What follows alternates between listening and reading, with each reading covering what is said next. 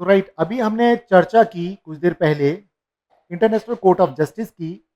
और आज हम जिस पे चर्चा कर रहे हैं वो मुद्दा है इंटरनेशनल ऑर्गेनाइजेशन फॉर मीडिएशन। देखिए, अंतर्राष्ट्रीय स्तर पर कभी भी दो देशों के बीच में कोई डिस्प्यूट होता है तो उसको सेटल करने के लिए, रिजॉल्व करने के लिए जो मैकेनिज्म बनाया गया है, 1945 में यूएनओ की एक एजेंसी के तौर पे इंटरनेशनल कोर्ट ऑफ जस्टिस को स्थापित किया गया, एस्टेब्लिश किया गया, जिसका हेडक्वार्टर हेग में है और वो शहर है नीदरलैंड के अंदर। इंडिया उसका फाउंडिंग मेंबर है। अभी एक नई पहल हुई चाइना की तरफ से। चाइना ने एक नई पहल की और पहल कुछ ऐसी है कि चाइना ने जो इंटरनेशनल किसी भी तरह के डिस्प्यूट होते हैं उनको सेटल करने के लिए इंटरनेशनल कोर्ट ऑफ जस्टिस का एक अलग से, वे कहते हैं कि इसका अल्टरनेटिव है ये। ठीक है, क्या है ये? New organization to resolve international dispute. तो चाइना ने इसको एस्टेब्लिश किया। इसका हेडक्वार्टर बनाया गया हांगकांग में। इसका नाम क्या है? देखिए, इंटरनेशनल ऑर्गेनाइजेशन फॉर मीडिएशन। ये वो जो देश हैं, जो लगभग 84 के आसपास देशों ने वहां पे शिरकत की। एक समिट हुई, सम्मेलन हुआ हांगकांग में 30 ऑफ मई 2025 को। आज हम 4 ऑफ जून को हैं, तो ज़्यादा पुरानी बात नहीं, पिछले 4 दिन पुरानी बात है। और ये लगातार चर्चा में चला आ रहा है। तो अब हम समझ सकते हैं कि इन्होंने क्यों किया, कि दो देशों के बीच में किसी भी तरीके का डिस्प्यूट है और इस एरिया में अगर हैं, जिस एरिया में हम लोग हैं, ये कौन सा एरिया कहलाएगा? इंडियन सब कॉन्टिनेंट कहा जाएगा, या हम बोलेंगे साउथ एशिया वाला जो रीजन है, या ईस्ट। आपने कह दिया तो राइट, ईस्टर्न पार्ट हो गया ये। बिल्कुल ठीक है। यहाँ पे भी लगातार डिस्प्यूट हो, कई बार देखा जाता है कि इंटरनेशनल कोर्ट ऑफ जस्टिस में भी मैटर जाते हैं, रिजॉल्व नहीं हो पाती। बट यहाँ पे चाइना का मोटिव कुछ और है। हमें इस बात को समझना पड़ेगा। चाइना का मोटिव है कि इंडिया को अलग थलग कर देना। इंडिया को आप इस तरह से देखिए कि ये जैसे हम स्ट्रिंग ऑफ पर्ल की बात करते हैं। ठीक है, एक चाइना की एक स्ट्रैटेजी है कि इंडिया को एकदम अलग थलग कर दो, कोई इसके फ्रेंड या अलाई ना बन पाए, और इंडिया को चारों तरफ से घेर लो। जैसे कि वो कहेंगे ग्वादर पोर्ट को डेवलप कर लो पाकिस्तान में, सी पैक बना लो, चाइना पाकिस्तान इकोनॉमिक कॉरिडोर बना लो, मालदीव्स में इन्वेस्टमेंट कर दो, वहाँ के पोर्ट्स वगैरह, श्रीलंका में इन्वेस्टमेंट कर दो ताकि श्रीलंका उनके फेवर में हो जाए। देखिए, दुनिया चलती तो पैसे से भाई, इस बात को समझिएगा। जिसके पास जितना ज़्यादा पैसा दूसरों को देने के लिए होगा, वो उतने ज़्यादा लोगों को अपना दोस्त बना लेगा। समझ लें इस बात को। तो चाइना के पास नो डाउट इंडिया से तो ज़्यादा है, ये हम सभी जानते हैं। तो ऐसे में वो उसी चीज़ का फ़ायदा उठा रहा है, और जितने भी भारत और भारत के पड़ोसी, उन सबको अपने फेवर में कर रहा है। लेकिन एक और चीज़ यहाँ पर वो टारगेट कर रहा है, और वो टारगेट कर रहा है कि जो नेहरू के समय से एक इंडिया की पॉलिसी चल रही थी कि थर्ड वर्ल्ड कंट्रीज या ग्लोबल साउथ को जो लीड करता था इंडिया, कब से? नेहरू के टाइम से। जो नैम की पॉलिसी आई थी, जो नैम एक ऑर्गेनाइजेशन बनाया था, उसकी ही तरह अब वो कह रहा है कि जो ग्लोबल साउथ को हम एकजुट करेंगे। क्यों?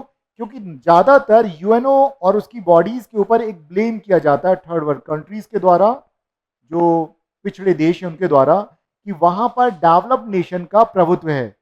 ठीक है, उनका वहां पे चलती है। और ऐसे में जो थर्ड वर्ल्ड कंट्रीज हैं, जो गरीब देश हैं, डेवलपिंग कंट्रीज हैं, वो अपनी बात वहां नहीं रख पाते। क्यों? क्योंकि डेवलप्ड नेशन के इन्फ्लुएंस में जो बॉडीज हैं यूएनओ की, वो काम करती हैं। तो इसी कड़ी में एक बनाया गया था ब्रिक्स, और ब्रिक्स के बाद बनाया गया न्यू डेवलपमेंट बैंक। अब इसी कड़ी में एक नई चीज अगर आज हम देखें, क्योंकि इंडिया आज इसका मेंबर नहीं है, और इंडिया का अपने कई सारे पड़ोसियों के साथ बॉर्डर डिस्प्यूट चल रहा है। अब ऐसे में मान लीजिए, जब इंडिया और पाकिस्तान अपने डिस्प्यूट को बोलते हैं, शिमला समझौते के अकॉर्डिंग, शिमला एग्रीमेंट जो है वो इस बात पर बेस्ड है कि दोनों ही अपने डिस्प्यूट के लिए थर्ड पार्टी को इन्वॉल्व नहीं करेंगे, दोनों सेटलमेंट करेंगे साथ साथ। और ये बात मैं क्यों कह रहा हूँ? कुछ दिनों पहले जब इंडिया और पाकिस्तान के बीच में वॉर जैसी स्थिति, उसके पहले क्या हुआ था? यही हुआ था। इंडिया ने कहा कि भाई देखिए, पहलगाम, मालूम है ना आपको, बैसरन वैली में जो घटना हुई, तो इंडिया ने क्या किया, इंडस वाटर से रिलेटेड जो हमारा एग्रीमेंट था इंडस रिवर का, वो हमने सस्पेंड किया। और उन्होंने क्या किया? कौन सा? शिमला एग्रीमेंट, उसको सस्पेंड कर दिया। उसमें यही था कि दोनों के बीच के जो डिस्प्यूट है, उसमें हम थर्ड पार्टी को इन्वॉल्व नहीं करेंगे, दोनों बैठ करके सेटल करेंगे। दोनों सेटल नहीं। और अब इस कड़ी में हम क्या देख रहे हैं, जोड़ के देखिए इस बात को, कि पाकिस्तान इसका फाउंडिंग मेंबर है। जो 33 अभी देशों ने साइन किए, उसमें से पाकिस्तान भी है, क्यूबा भी है, राइट, और बहुत सारी कंट्रीज हैं। तो पाकिस्तान इसका फाउंडिंग मेंबर हो गया। ऐसे में मे बी हो सकता है इन फ्यूचर कि वो इस बात को लेकर के चाइना के पास जाए या इस बॉडी के पास जाएगा कि ये हमारे बीच का जो बॉर्डर को लेकर के डिस्प्यूट है या पाक ऑक्यूपाइड कश्मीर को लेकर के जो डिस्प्यूट है इसको रिजॉल्व कराओ। मतलब उस मैटर का वो क्या चाहता है, इंटरनलाइजेशन करना चाहता है, अंतर्राष्ट्रीयकरण करना चाहता है। तो उसका मोटिव ये है। लेकिन इससे बड़ा मोटिव है चाइना का, जिसे हमें समझना पड़ेगा। ठीक है, इसे हमें समझना ऐसे पड़ेगा कि जब इसे हम पढ़ेंगे अभी, लेकिन जो कुछ बातें हम कर लें ताकि आपको स्टोरी और इजीली समझ में आएगी। तो देखिए, चाइना का मोटिव क्या है। चाइना का मोटिव है, और चाइना का मोटिव है कि पूरा ग्लोबल साउथ या पूरी दुनिया के ऊपर उसके प्रभुत्व को स्वीकार किया जाए। ठीक है, उसको जो है उसको रेटिफिकेशन उसको मिल जाए कि पूरी दुनिया उसके प्रभाव में चलती है। ना केवल उसके पास इकोनॉमिक पावर है, मिलिट्री पावर है, बल्कि डिप्लोमेटिक पावर में भी वो इंडिया से कई गुना आगे है। देखिए, दो पावर में तो हम बराबर है ही नहीं। और जो अपने आप को बोलते हैं यस वी आर वैश्विक गुरु, हमारे इंडिया में बोला जाता है ना वी आर वैश्विक गुरु। कई बार हमारे जो लीडर्स हैं इस तरह से बोल देते हैं वी आर वैश्विक गुरु, विश्व गुरु हैं मतलब। तो अब ये पता चलता है इन सब चीजों को देखकर कि इंडियन फॉरेन पॉलिसी की स्थिति तो बड़ी खराब चल रही है अपने पड़ोसियों के साथ हमारे। देखिए, काला पानी वाला अगर देखें, काली नदी को अगर देखें, तो ये डिस्प्यूट किसके साथ चल रहा है, नेपाल के साथ चल रहा है, पाकिस्तान के साथ ऑलरेडी चल रहे हैं, चाइना के साथ हमारे चल रहे हैं, और माफ कीजिएगा बांग्लादेश के साथ भी करंट में हमारे लगातार चल रहे हैं। इवन हमने उसको ट्रेड का जो एक्सेस होता था थ्रू लैंड पोर्ट वो बंद कर दिया। हमने बोला या तो कोलकाता पोर्ट के थ्रू करो या मुंबई पोर्ट के थ्रू करो। तो ये कहीं ना कहीं क्या है, रिलेशनशिप में जो ब्रेक आ रहा है, तो ब्रेकअप्स हो रहे हैं लगातार, वो दिखा रहा है। सेम श्रीलंका के साथ अगर देखें वहाँ इश्यूज है, मालदीव्स के साथ हमारे इश्यूज हैं।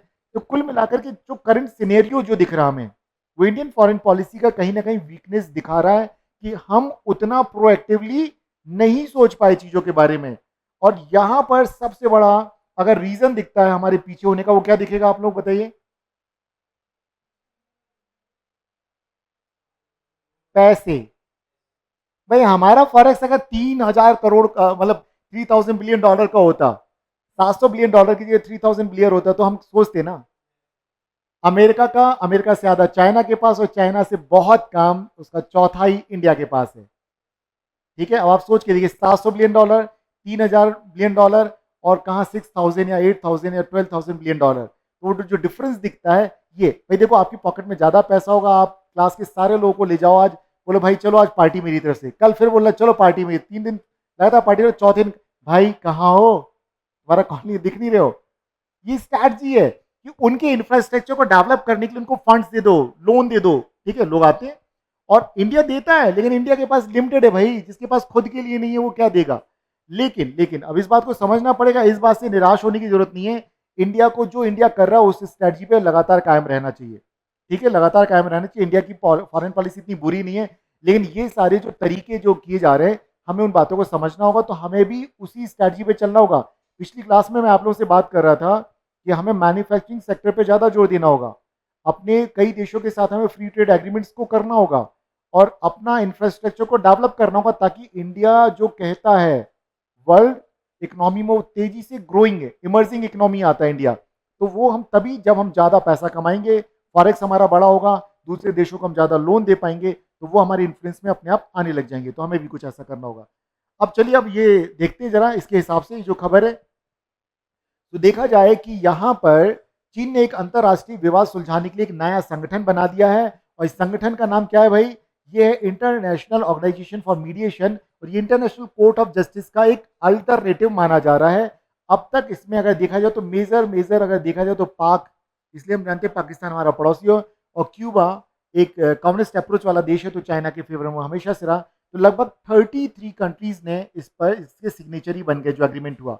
लगभग 84 कंट्रीज ने इस समिट में पार्टिसिपेशन किया था। ध्यान रखिए इस बात को, सारे के सारे नहीं बने अभी। चलिए, इसका मुख्यालय अगर हम देखें तो कहाँ है, हांगकांग में है।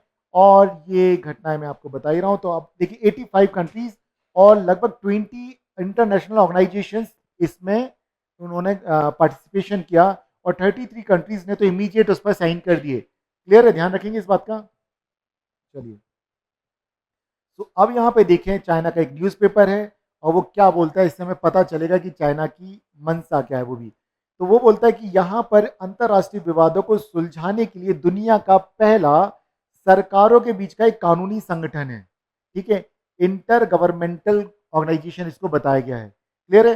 हेड ऑफिस कहाँ है? हांगकांग में होगा इसका। और इसमें जो कुछ कंट्रीज हमें दिख रहे हैं कि कौन कौन इसके मेंबर बन गए हैं, तो हमें दिख रहा है कि राइट, इसमें अगर देखा जाए तो इंडिया के फेवर में कोई दिखता है? कंबोडिया, इंडोनेशिया बोल सकते हैं, क्योंकि ओपेक का मेंबर है, हम लोग भी इससे तेल वगैरह लेते रहते हैं। ठीक है, चलिए अब अगर देखा जाए कुछ और बातें कि क्या अंतर है, हम दोनों में देख लेते हैं कि what is the difference between, इन दोनों में अगर देखें क्या है। तो अगर हम ये देखें कि दोनों में क्या अंतर है, already international court of justice देख चुकी, तो अब इसको देखते हैं ये क्या है। तो 30 मई 2025 को चाइना में, हांगकांग में इसकी स्थापना की जाती है। Indonesia, Pakistan, Belarus, Cuba, Cambodia समेत कई सारे देश, लगभग लगभग अगर देखें तो 33 नेशंस, 30 देश तो इसके संस्थापक है, 3 और मिल गए। इस तरह से इसके अभी वर्तमान में 33 देश इसके सदस्य बन गए हैं। और इसका ऑब्जेक्टिव क्या है कि अगर देशों के बीच में किसी भी तरह का अगर डिस्प्यूट होता है तो उसको क्या करेंगे, रिजॉल्व करना है, राइट। और यहाँ पे समझौता क्या होगा, स्वैच्छिक, भाई दोनों की मर्जी से होगा। तो जब दोनों की मर्जी से होगा तो हो जाएगा, अगर दोनों में से कोई सहमत नहीं है तो फैसला ही नहीं होगा। सेम है जैसे इंटरनेशनल कोर्ट ऑफ जस्टिस है, वही चल रहा है। अब देखिए, इसके दूसरे देशों के नागरिक और अंतरराष्ट्रीय व्यापारिक संगठन भी मामला दायर कर सकते, सिर्फ ये लाइन अलग है। हमने वहां क्या देखा था, private organization, NGO, private individuals वो नहीं कर सकते, बट यहां पे दूसरे देश के नागरिक और अंतरराष्ट्रीय व्यापारिक संगठन भी मामले को दायर कर सकते हैं। ठीक है, देशों के साथ साथ, ये अंतर है। क्लियर है? अब ध्यान रखेंगे। वो नहीं करेंगे, नहीं, दूसरे कोई मेंबर होना पड़ेगा ना, जब मेंबर ही नहीं तो क्यों करेंगे। दोनों जब मेंबर होंगे तभी, क्योंकि अब तक जो हमने देखा इसका, इंडिया को इंपैक्ट ऐसे करेगा कि उस मामले का अंतर्राष्ट्रीयकरण होगा। आप सोच के देखो कि इंडिया के अड़ोस पड़ोस के सारे देश इसके मेंबर बन जाए। अब जैसे कि नेपाल, इसके बाद अगला टॉपिक है नेपाल के ऊपर, उन्होंने ये 30 की खबर है, वो 1 2 3 तारीख की खबर है नेपाल की, फिर अगले दिन वो खबर भी आ गई है न्यूज़पेपर में, वो भी मैंने लगा दी इसमें। तो उसमें यह है कि नेपाल की जो फॉरेन मिनिस्टर हैं आरजू राणा देउबा, उनको प्रेशराइज किया जा रहा है। हालांकि वो समिट में गई थी, मिली, बातचीत की, उन्होंने शुभकामनाएं दी इनको, लेकिन उन्होंने साइन नहीं किया।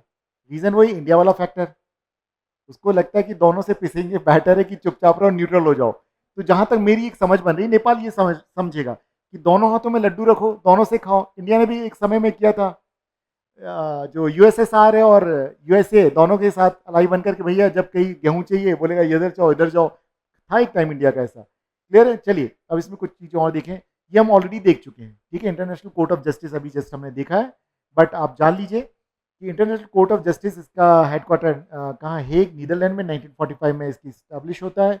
15 जजेस होते हैं, टेन्योर यहाँ पर जो है 9 ईयर्स का होता है, और दोबारा भी वो इलेक्ट हो सकते हैं। और इलेक्शन में कौन पार्टिसिपेट करता है, यूएन की जनरल असेंबली और सिक्योरिटी काउंसिल, वो लोग वोटिंग करते हैं। ठीक है, हर देश से एक ही जज हो सकता है, और ये यूएनओ का जो चार्टर है उसके अकॉर्डिंगली ये काम करता है। और जो भी सदस्य देश है वही इसके मेंबर होते हैं, जो यूएनओ के मेंबर हैं सिर्फ वो होंगे। और एक तरह का ये क्या हम बोलेंगे इसको, एक तरह का कोर्ट है भाई ये।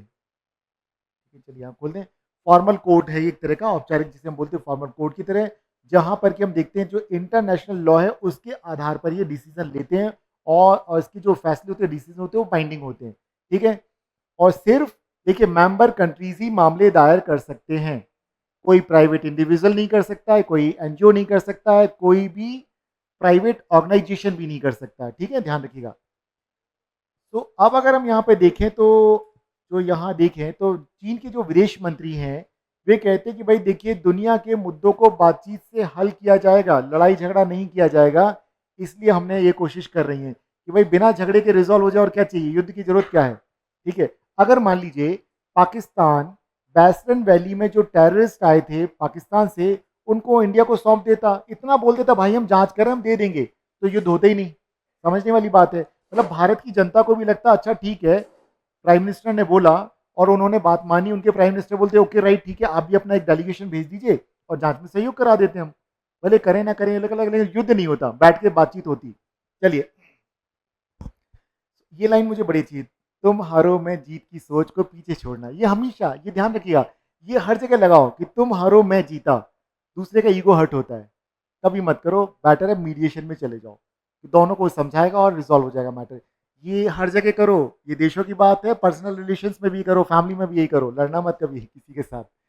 मुद्दा ये है जो हमारी चिंता का विषय है, ग्लोबल साउथ में चाइना का जो इन्फ्लुएंस है वो लगातार बढ़ेगा। ठीक है, देखिए, potential rise of Chinese influence in the global south.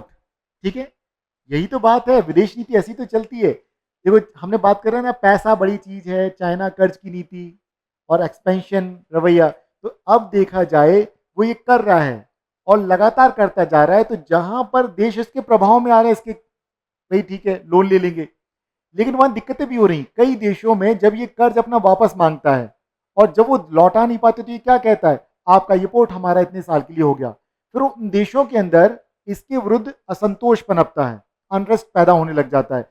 वो चाइना के लिए ठीक नहीं है। इसलिए कई देशों में क्या कहा जाता है कि चाइना पे ट्रस्ट मत करो। ठीक है, ये बातें होने लग गई हैं। तो यहाँ अगर देखा जाए तो कुछ पक्का पता नहीं है कि ये ऑर्गेनाइजेशन कितना सक्सेसफुल होगा या कितना नहीं होगा, लेकिन तब भी हम एक चीज़ तो जान ही लें कि ये इंडिया के लिए एक चैलेंज के तौर पे सामने आया है।